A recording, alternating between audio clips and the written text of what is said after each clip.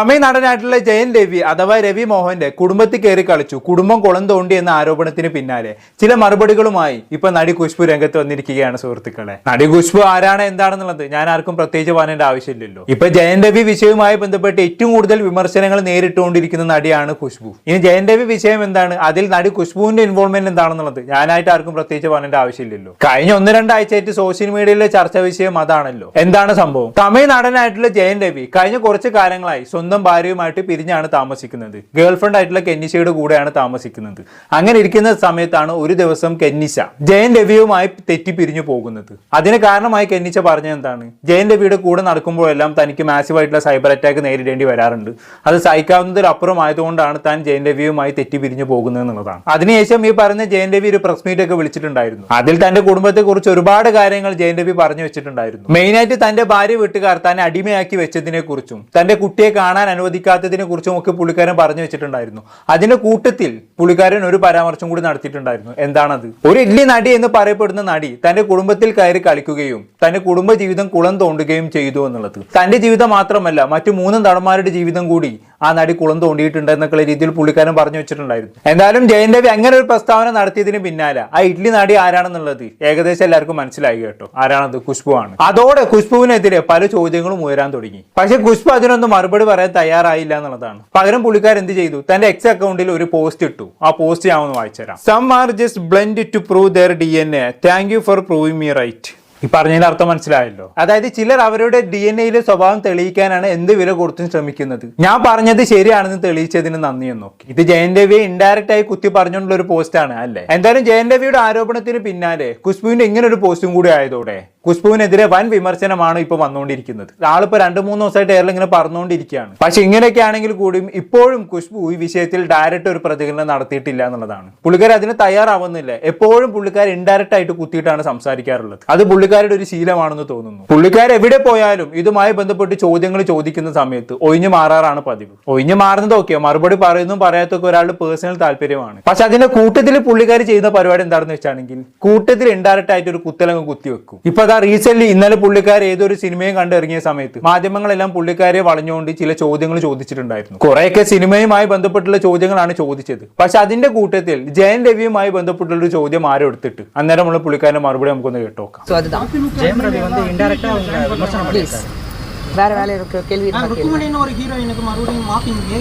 Okay, കേട്ടല്ലോ. ജയൻ രവി വിഷയത്തിൽ നിങ്ങൾക്ക് ഇൻഡയറക്റ്റ് ആയ ഒരു ഇൻവോൾവ്മെന്റ് ഉണ്ടല്ലോ എന്നുള്ള രീതിയിൽ ചോദിച്ച സമയത്ത് പ്ലീസ് വേറെ എന്തെങ്കിലും പറയുന്നു പറഞ്ഞ പുള്ളിക്കാരൻ നൈസായിട്ട് കൊണ്ട് ഒഴിഞ്ഞു മാറി അല്ലേ. എന്തായാലും ഇങ്ങനെ ഒഴിഞ്ഞു മാറിയ ആള് പിന്നെ കറങ്ങി തിരിഞ്ഞ് തനിക്കെതിരെ വന്ന സൈബർ അറ്റാക്കിനെ കുറിച്ച് സംസാരിക്കുന്നുണ്ട്. നമുക്ക് എന്തായാലും അതൊന്ന് കേട്ടോക്കാം. இன்னைக்கு இருக்கிற காலகட்டத்தில் நம்ம வந்து சோஷியல் மீடியா இருக்கட்டும், இல்லை நம்மளுடைய AI இருக்கட்டும், இல்லை அந்த சயின்ஸ் வந்து தவறான வகையில் நம்ம யூஸ் பண்ணிட்டு இருக்கோம். எல்லாத்துக்கும் ஒரு நாணயத்துக்கு 2 பக்கம் இருக்கும். பட் நம்ம வந்து எது சரி எது தவறு அது பார்க்காம என் கையில் ஒரு மொபைல் இருக்குது, நான் என்ன வேணாலும் பயன்படுத்துவேன். ஒரு AI ஜென்ரேட்டர் ஃபிகர் க்ரியேட் பண்ணுவேன், டீப் ஃபேக் க்ரியேட் பண்ணுவேன், யார் பற்றி என் முகம் தெரியல, யார் பற்றி வேணாலும் எது வேணாலும் சொல்லுவேன். டிவி முன்னாடி உட்காந்துட்டு 2000 ரூபாய் எனக்கு கிடைக்குது, அதனால தான் நான் வாய்க்கு வந்தபடி பேசுவேன். யார் இப்படி எல்லாம் பண்ணுறாங்களோ, இன்க்ளூடிங் பல யூடியூபர்ஸ் உட்காந்து பேசிகிட்டு இருக்காங்க. ஏதோ என் புருஷ பொண்டாட்டிக்கு இடையில பிரச்சனைனா ஏதோ இவன் நடுவில் உட்காந்துட்டு நான் கண்ணால் பார்த்து நான் பேசிகிட்டு இருக்கேன். தயவு செஞ்சு உங்கள் வீட்லேயும் நீயும் ஒரு தாய்க்கு பிறந்தவன் தானே, உங்கள் வீட்டில் ஒரு மனைவி இருக்கா, உனக்கு தங்கச்சி அக்கா பொண்ணு எல்லாரும் இருப்பாங்க. அவங்கள பற்றி ஒரு தடவை பேசி பாருங்களேன், எப்படி ஃபீல் பண்ணுறாங்கன்னு தெரியட்டும்.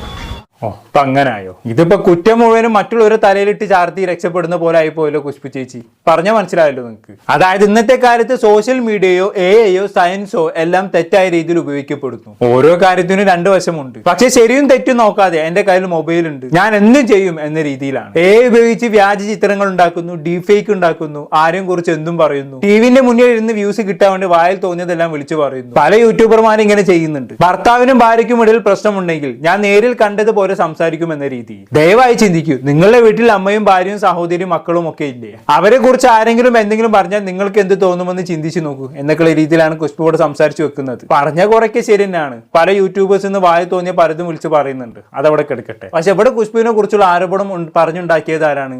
യൂട്യൂബേഴ്സ് ആണോ? അല്ലല്ലോ. ഇവിടെ ഖുശ്ബുവിനെതിരെ ആരോപണം ഉന്നയിച്ചത് ജയൻ രവി തന്നെയാണ്. ഒരു ഇഡ്ലി നാട് എന്റെ കുടുംബത്തിൽ കയറി കളിച്ചു എന്നുള്ള രീതി പുള്ളിക്കാരൻ പ്രസ് മീറ്റ് വിളിച്ച് പറഞ്ഞ കാര്യങ്ങളാണ് ഇതെല്ലാം, അല്ലാതെ യൂട്യൂബേഴ്സ് പറഞ്ഞുണ്ടാക്കിയതൊന്നുമല്ല. അതുകൊണ്ട് എല്ലാത്തിനും യൂട്യൂബേഴ്സിന്റെ തലയിലേക്ക് ചാർത്താതെ ചേച്ചി. ഇതാണ് ചേച്ചിന്റെ പ്രശ്നം. നിങ്ങളുമായി ബന്ധപ്പെട്ട ഒരു ആരോപണം വരുന്ന സമയത്ത് നിങ്ങൾക്ക് സംസാരിക്കാൻ താല്പര്യമില്ലെങ്കിൽ സംസാരിക്കണ്ട. ഇനി അഥവാ സംസാരിക്കുന്നുണ്ടെങ്കിൽ അതിനെക്കുറിച്ച് വ്യക്തമായി സംസാരിക്കുക, അല്ലാണ്ട് ഇങ്ങനെ ഇൻഡയറക്റ്റ് ആയി കുത്തി പറയുകയല്ല വേണ്ടത്. ഇതുകൊണ്ടൊക്കെ തന്നെയാണ് ഖുശ്ബു ഇപ്പോഴും ഏർന്നു താഴെ ഇറങ്ങാതെ എപ്പോഴും ഇങ്ങനെ കറങ്ങിക്കൊണ്ടിരിക്കുന്നത്. എന്തായാലും ഖുശ്ബുവിന്റെ വീഡിയോയുടെ കമന്റ് ബോക്സ് എടുത്ത് നോക്കണം മക്കളെ, വൻ തെരുവിലാണ് പുള്ളിക്കാരിക്ക് കിട്ടിക്കൊണ്ടിരിക്കുന്നത്. എന്തായാലും എന്നീ പറയുന്ന ഖുശ്ബു ഈ ഇൻഡയറക്റ്റ് ആയി കുത്തുന്ന സ്വഭാവം നിർത്തുന്നു, അന്ന് പുള്ളിക്കാരി ഏർന്നു താഴെ ഇറങ്ങും. അത്ര ഇപ്പൊ തൽക്കാലം പറയാൻ പറ്റും. അപ്പൊ ഇത്രയുമാണ് ജയൻ രവി വിഷയത്തിൽ ഖുശ്ബുവിന്റെ പ്രതികരണം എന്ന് പറയുന്നത്. എന്തായാലും ഇപ്പൊ നിലവിൽ ജയൻ രവിക്കെതിരെ തമിഴ്നാട്ടിൽ പുതിയൊരാൾ രംഗപ്രവേശനം ചെയ്തിട്ടുണ്ട് സുഹൃത്തുക്കളെ. ഏതോ ബയൽവാൻ രംഗനാഥ് എന്ന് പറയുന്ന ഒരു വ്യക്തിയാണിത്. മൂപ്പർ എന്തോ സിനിമയിലെ ആർട്ടിസ്റ്റ് ഒക്കെയാണ്. മൂപ്പർ ഇപ്പൊ നിലവിൽ ജയൻ രവിയും ജയൻ രവിയുടെ കാമുകിയായിട്ടുള്ള കെന്നിഷയും ചേർത്തുകൊണ്ട് പുതിയൊരു ആരോപണമായിട്ട് ഇപ്പൊ രംഗത്ത് വന്നിട്ടുണ്ട്. പുള്ളിക്കാരൻ ഇപ്പൊ തമിഴ്നാട്ടിൽ ഓടി നടന്ന പല ഇന്റർവ്യൂ ചാനലുകൾക്കും ഇന്റർവ്യൂ കൊടുക്കുന്നുണ്ട് കേട്ടോ. എന്തായാലും ഇന്നലെ പുള്ളിക്കാരൻ ചില കാര്യങ്ങൾ പറഞ്ഞിട്ടുണ്ടായിരുന്നു. നമ്മൾ എന്തായാലും ഒന്ന് കേട്ടോക്കാം.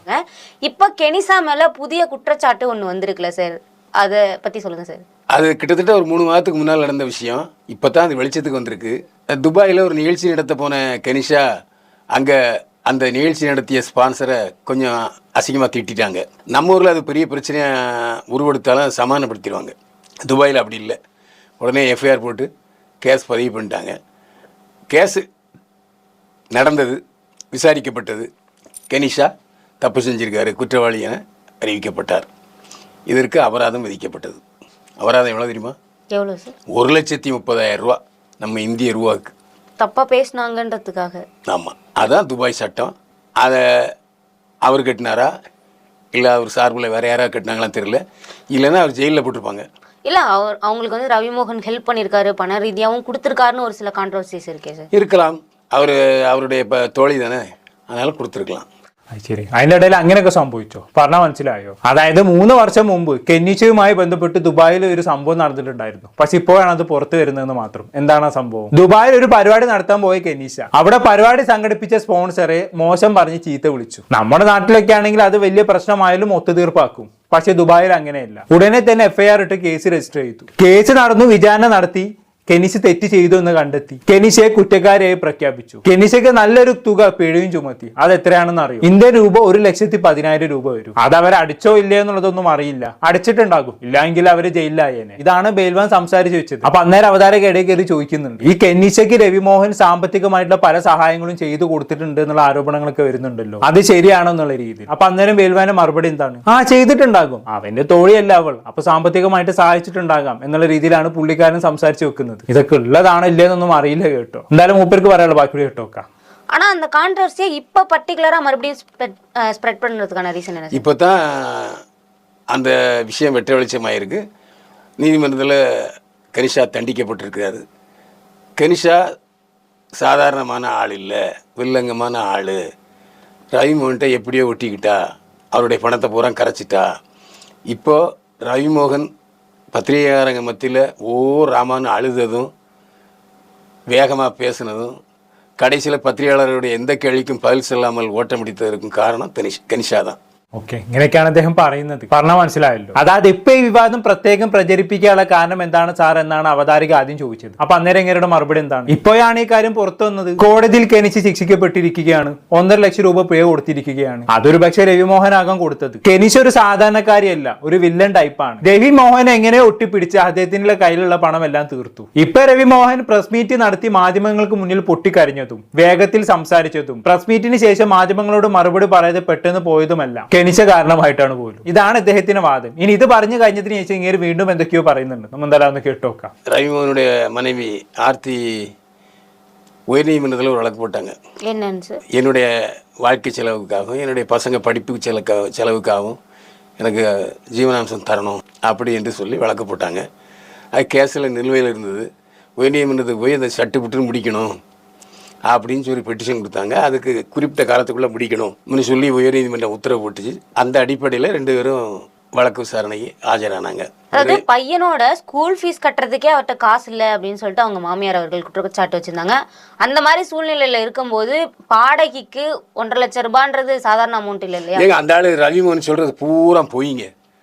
வெளிநாட்டு போதை மருந்தை சாப்பிட்டுட்டு வளருன்னு வளர்னார்.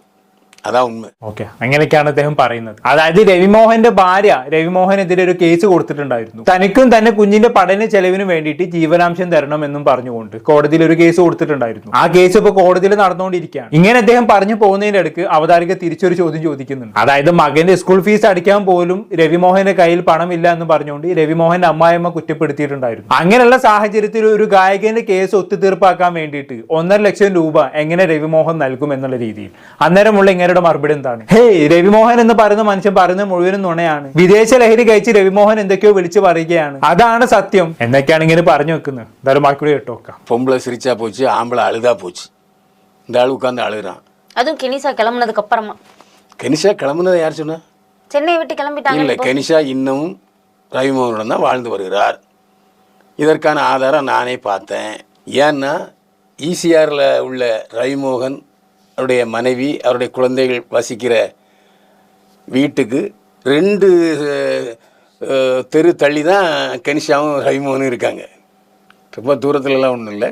ഓ, ഇങ്ങനെ കണ്ട പോലാണ് സംസാരിക്കുന്നത്. അപ്പൊ ഇങ്ങനെ പറഞ്ഞു എന്താണെന്ന് വെച്ചാണെങ്കിൽ, സ്ത്രീകൾ ചിരിച്ചാൽ പോയി, പുരുഷന്മാർ കരഞ്ഞാൽ പോയി. രവിമോഹൻ ഇപ്പൊ ഇരുന്ന് കരയുകയാണ്. അപ്പൊ അന്നേരം അവതാരിക തിരിച്ചു ചോദിക്കുന്നുണ്ട്, കെനിഷ രവിമോഹനെ വിട്ടുപോയി അല്ലേ എന്നുള്ള രീതിയിൽ. അപ്പൊ അന്നേരമുള്ള ഇങ്ങനെയുടെ മറുപടി എന്താണ്? കെനിഷ ഇപ്പോഴും രവിമോഹനൊപ്പം ജീവിക്കുന്നുണ്ട്, അതിനുള്ള തെളിവ് ഞാൻ നേരിട്ട് കണ്ടതാണ്. ECRൽ രവിമോഹന്റെ ഭാര്യയും കുഞ്ഞുങ്ങളും താമസിക്കുന്ന അപ്പാർട്ട്മെന്റിന്റെ 2 തെരുവിനപ്പുറത്ത് മറ്റൊരു അപ്പാർട്ട്മെന്റിലാണ് കെനിഷയും രവിമോഹനും താമസിക്കുന്നത്. അത് വലിയ ദൂരമൊന്നും ഇല്ല എന്നൊക്കെയാണ് ഇങ്ങനെ പറയുന്നത്. എന്തായാലും ഇത് കഴിഞ്ഞ ഒരു കാര്യം കൂടി ഇങ്ങനെ പറയുന്നുണ്ട്, അതും കൂടി കണ്ട ശേഷം നിർത്താം. இந்த பசங்களே சொல்றானுங்க, எங்க அப்பா எங்களை வந்து பார்க்கவே இல்லை, அவர் சொல்றது புறம் போய். രവിമോഹന്റെ മക്കള് പറഞ്ഞു പോലും രവിമോഹൻ മക്കളെ കാണാൻ പോകാറില്ല പോലും. രവിമോഹൻ പ്രസ് മീറ്റിൽ വന്ന് പറഞ്ഞതെല്ലാം കളവാണ് പോലും എന്നൊക്കെയാണ് ഇങ്ങനെ പറഞ്ഞു വെക്കുന്നത്. ഇതിനപ്പുറത്തേക്ക് ഒരുപാട് കാര്യങ്ങൾ പറയുന്നുണ്ട്. രവിമോഹന് മാനസിക രോഗമാണ്, അങ്ങനെയാണ് ഇങ്ങനെയാണെന്നൊക്കെ പറഞ്ഞു വെക്കുന്നുണ്ട്. ഞാൻ എല്ലാം കൂടി എടുത്തിട്ട് കാണിക്കുന്നില്ല. എന്തായാലും ഇങ്ങനെയുടെ ഇന്റർവ്യൂ ഇപ്പോൾ സോഷ്യൽ മീഡിയയിൽ നല്ല രീതിയിൽ അവിടെ ഇവിടെ ആയിട്ട് ഇങ്ങനെ കറങ്ങിക്കൊണ്ടിരിക്കുന്നുണ്ട്. കുറെ എനിക്ക് എന്തോ ഇങ്ങനെ തട്ടിവിടുന്ന പോലെയൊക്കെയാണ് തോന്നുന്നത്. എന്തായാലും ഇങ്ങനെയൊക്കെയാണ് കാര്യങ്ങളുടെ കടുപ്പ് വശം എന്ന് പറയുന്നത്. കാര്യങ്ങൾ നിങ്ങൾക്ക് മനസ്സിലായി കാണുമെന്ന് വിചാരിക്കുന്നു. അപ്പൊ അടുത്തൊരു ടോപ്പിക്കുമായി വീണ്ടും കാണാം.